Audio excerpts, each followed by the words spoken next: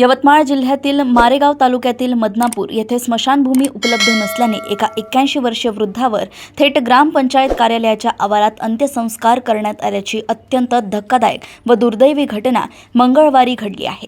मदनापूर येथील रामदास पुरुषोत्तम मानकर यांचे निधन झाल्यानंतर अंत्यसंस्कारासाठी जागा नसल्याने मृतकाचे पुत्र विजय मानकर आणि ग्रामस्थांनी प्रशासनाच्या कारभारावर तीव्र संताप व्यक्त केला।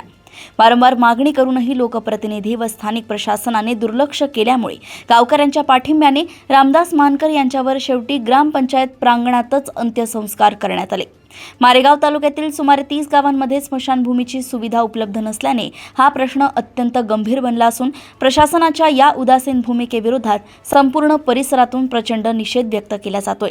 आज आम्ही बोरीघोर ग्रामस्थ वारंवार ग्रामपंचायतला आम्ही निवेदन देत होतो 2022 पासून, तरी ग्रामपंचायतने आमची काही कधी दखल घेतलीच नाही। आम्ही शांतीपूर्ण आतापर्यंत मार्गावर चालत होतो, पण गावातील ग्रामस्थांनी सर्वांनी मिळून आपला एक तीव्र निषेध ग्रामपंचायतवर कशा पद्धतीने दाखवला की ग्रामपंचायतच्या वराण्यात आम्ही अंत्यविधी केली।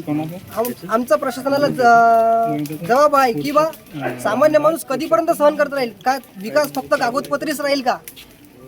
या संदर्भात आम्ही सर्व ग्रामस्थांनी ग्रामपंचायत सदस्य व मेंबरचा निषेध केला। यवतमाळ येथून नितीन राऊत यांची रिपोर्ट।